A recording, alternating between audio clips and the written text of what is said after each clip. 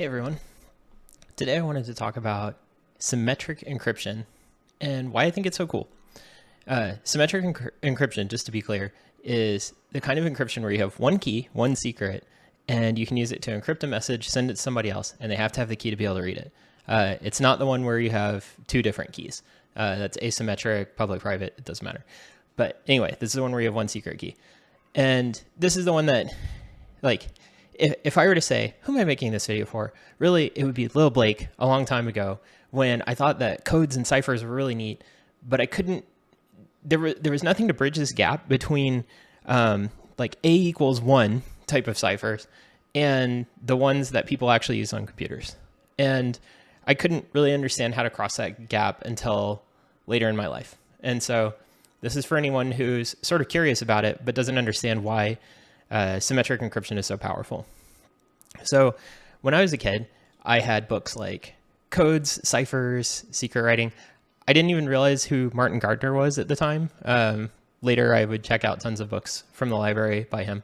But he wrote this. A bunch of other people wrote other ones. They use things like the Pigpen cipher. That's this, if you're familiar with it. So this is like you draw some grids, you write the letters in it, and then it's a simple substitution cipher. So you substitute all the letters in your message with like X marks a spot, you get these symbols. I guess a really naive person would be confused by this, but it's not that sophisticated. I don't know that very many people have successfully concealed things with it. It says it was used by Union prisoners. Yeah, I don't know. How secure do you think this is? So it's not great. And I read about, they would always have an initial chapter and they talk about like, here's the first couple of ciphers in history. You know, here's the Caesar cipher. So the key to the Caesar cipher is basically 3. If you can guess 3, then you can unrotate it and you can figure everything out. And in researching this video, I was thinking maybe it's called Caesar cipher because that makes it sound cool. But I can't imagine that Caesar, the brilliant general, ever actually used this. And then it says, oh no, he used it. He used it for his orders to his soldiers and stuff. So I just have to think, wow, I guess the code breaking at the time was not very sophisticated if this kind of thing would sneak past people. So this is a substitution cipher, substitutes one letter for another. There's also transposition ciphers. So like the citily. And the citily is just, you wrap something up, you write your message on it, and then when you unroll it, the message is like every third letter, or every whatever letter, every 6th or something like that. And so again, the key for this is like 6, if you understand what the algorithm is. And so it really depends on keeping the algorithm secret. It's kind of cool the first time you hear about it as a little kid. Kind of lame when someone shows you how easy it is to break. If you have any guesses to what the algorithm is, you can just try every number. For substitution, that it's a game like cryptograms. It's a game that people print in the newspaper, like break the substitution cipher for fun. So like not very secure. So then I learned about more modern ciphers. So the cool thing about a modern cipher is it is like a magical force field. It is like you can make a safe that's made out of super unobtainium force field and nobody can get into it without knowing the combination. And there are very few things that work that way. There's basically nothing that works that way in the physical world.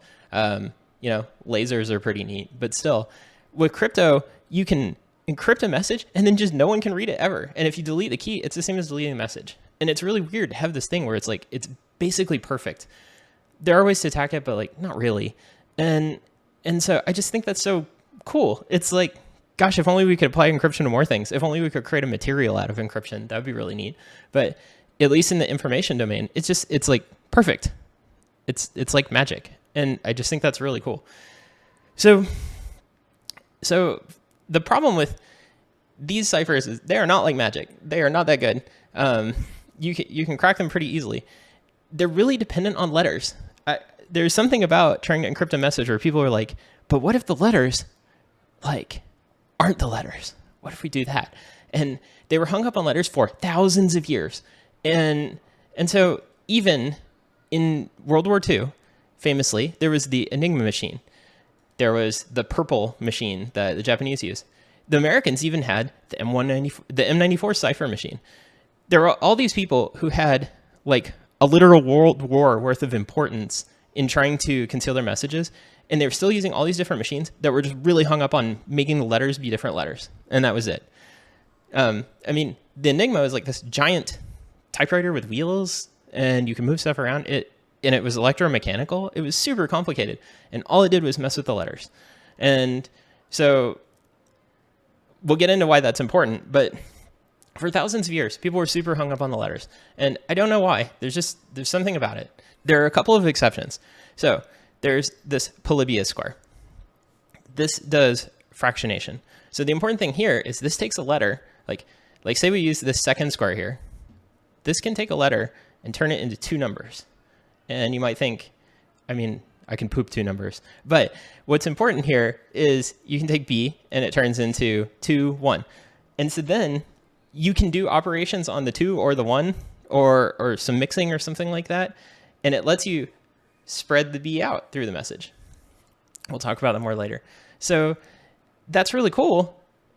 It would have been the basis for a really strong encryption algorithm if only someone had taken it a little bit farther. So we have the bifid cipher, which if you read Wikipedia, it's like, hey, step 1, take a Polybius square. Okay. Also, I don't know how to pronounce Polybius, so maybe I'm saying it wrong. Polybius? I don't know. Polybius. So it's like step 1, take that. That's pretty good. That's a good start. This is 1901. So we've gone from 200 BC to 1901. And this is the core of a really good idea. And they basically applied it once and then stopped there. Too bad. So no one gets to be secure. Then we have the ADF, the ADFGVX cipher. And same thing. Look, we have a grid. We take our letter, we go look it up, and then we do some encryption one time, and then we stop there. It almost seems secure, then it wasn't. That's too bad. Some guy named Hill built the Hill cipher. This thing's really cool. Hope you like matrix multiplication. It would multiply the letter by a matrix. That's pretty neat. So it would take 3 letters, mix them together. That's really cool. That's like starting to be a modern cipher. A lot of people thought that was really useful. They made other machines. You can see it. This is in 1929, so before World War II. And I read this and I thought, oh man, he was so close to being able to make a secure encryption algorithm. But if only he had added another step to it. And then it says he did what he recommended was that you do something like have a substitution step, then use his cipher, then another substitution step. If only people had done that, that would have been super strong. But nobody did. So we got Enigma, purple, that kind of stuff. So still, even in 29, like people were still really obsessed with letters. They were mostly ignoring this innovation. So all of these ciphers, either they're a substitution cipher or a transposition cipher or some mix of both, which means you can't apply them twice. If you take a substitution cipher and you apply it again, really you just have a substitution cipher with a different key. If you do transposition cipher, if you shuffle the letters, if your original shuffle was good, shuffling them again doesn't do anything. They're already shuffled.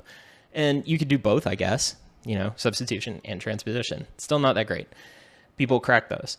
So then it's like, well, I can't apply them twice, so I can't really do much more than that. And that was the barrier for until 1948, basically. So even in World War II, people were like, I don't know what to do about that. So that's also kind of where my encryption knowledge ended, because that's where people write books for kids and teenagers. They kind of targeted at that, and they're just sort of like, well, here's how you write in your secret diary. Good luck with that. And then in college, I learned about DES. So here I was thinking crypto was like, oh, well, it encrypts stuff, but if you use frequency analysis, you could probably break it. And then I learned about DES. So DES is like, you are not going to break this with just simple frequency analysis. And everybody treated it like it was this nearly perfect primitive. And I was like, how is that? How did we go from A equals 1, B equals 2 to what is this? And I was like, what is this diagram? Okay, like some stuff goes into E, and then turns out that's exclusive OR, and then this. Why does any of this work? And I couldn't really understand it. Nobody helps you get through that step. So anyway, that's why I'm here today. I hope that I can help you get through that step. So DES is great. It encrypts stuff just about perfectly. So here's a simple online DES encryption tool. So you can see I put 0 in, and I get I don't know, whatever this is. Let's paste it. Can we paste it here? Yes. Then we'll put 1 in. So this differs by literally 1 bit, I think. I don't remember the ASCII for it, but I think, oh no, we're doing hex, so I think it differs by 1 bit. So we do that, and look, our output's completely different. You're not going to frequency analysis your way out of that. If you had encrypted a message with Enigma, and then you changed 1 letter in it, 1 letter in the output would change. If you used one of your little pigpen cipher or something like that, if you did transposition cipher, 1 letter would change. But with this, you're like, oh, the entire message changes. And then you come to find that effectively, this is a random number generator. The output is effectively random unless you know the key. You can't tell the difference from random unless you have a very large amount of computational power.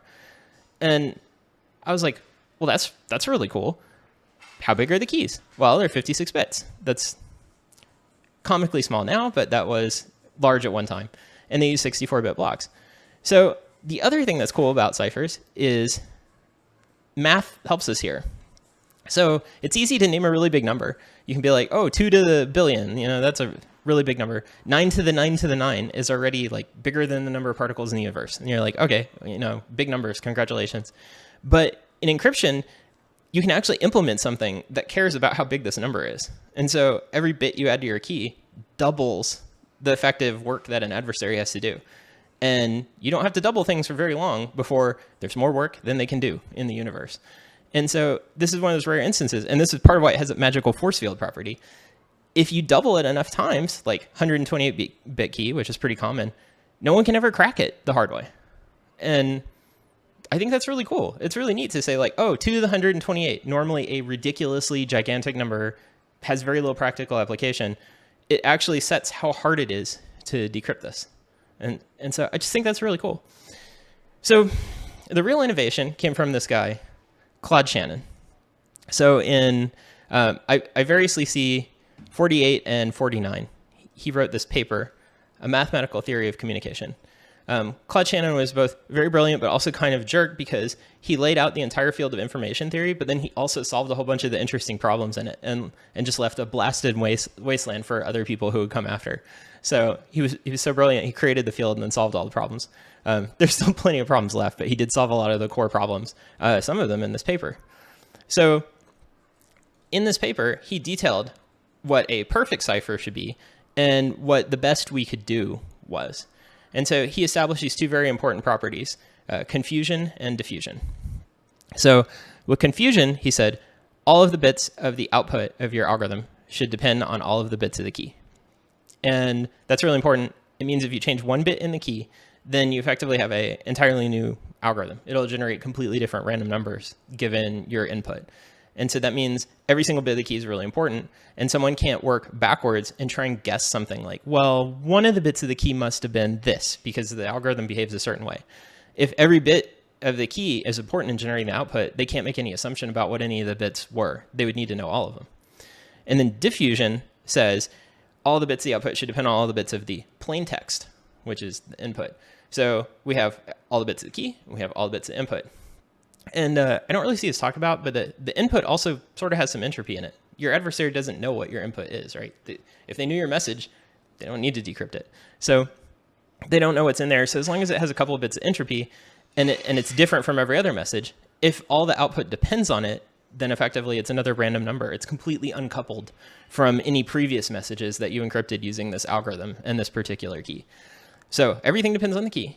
Everything depends on the plain text, which also kind of tells you everything in the output is completely random. It depends on everything. That's assuming you use a good algorithm. So one of the problems we saw with all the previous algorithms is they would just operate on letters, but also they'd operate on letters one time. And the real insight that you get here is if you can create a round, if you can create an encryption function that says, I'm going to take the letters and make them interact with each other. That's that diffusion property. You say, I'm going to make the letters, either I'm going to take 2 letters and I'm going to do something to them together, or I'm going to take 1 letter and I'm going to split it, and then I'm going to move its pieces to different spots. If you do those things, if you figure out some way to mix the letters, then you can keep doing that. That's the really big innovation. That's the thing that none of those like kids cipher books ever told me. If you can take your input and you can make it depend on itself, then you can iterate. You can apply this over and over. And that's what DES does. So when we look at DES, we see, oh, this is a round function. Okay, I don't really care. But then if you look at what DES does with that round function, it applies it over and over. So we do our initial thing, then we apply this round function. We split the input into two halves. We apply the round function to one half, then we exclusive OR it with the other one, and then we keep doing that. And so that shuffles things, and it shuffles them over and over. It does it 16 times. And because everything depends on everything, as per Shannon's property, whenever you change one bit in the key or you change one bit in the input, one bit or all the bits of the output will be randomized. And so you just have to get out of like the letter way of thinking. And I don't know why that was so hard. I mean, I wasn't going to make that leap myself, but I'm just surprised that once in a while people came up with this and then they discarded it. And like in 200 BC, we had the Polybius cipher. And so if someone had just figured out how to apply that repeatedly, we probably would have had really strong ciphers. But it wasn't until Claude Shannon in 48 where he's like, hey, you actually have to mix this stuff. And people were like, oh, okay. And then when did DS come out? I forget. Let's look.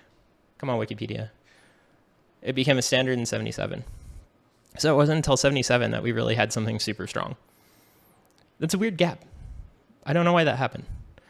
But anyway, that's the thing that, or those are, I guess, the three things that I think are really cool about symmetric ciphers. It's that they're like a magical force field. It's that the math of big ass numbers really helps us. And then the fact that if you can make the letters depend on each other, you can apply your cipher more than once. And if you can apply it more than once, then you can really get the math to help you, because when you do a shuffle and then you do another shuffle and another shuffle, you keep building up this exponential tower of dependency that an adversary is going to have to unwind in order to figure something out. So those are really the key insights. And using that, you can build a much stronger encryption algorithm just off of first principles. Or you can just use AES, which is really strong. Here's AES. Look at that. Oh, that's real impressive. But anyway, now you have some idea of what these different components mean and what they do. I'll talk more about this later. But yeah, I think symmetric crypto is really neat. And I don't hear enough people talk about this sort of intermediate step between toys and the powerful things that we have now. And I don't know how other cryptographer people make that jump. But hopefully this helped you understand it. Let me know in the comments.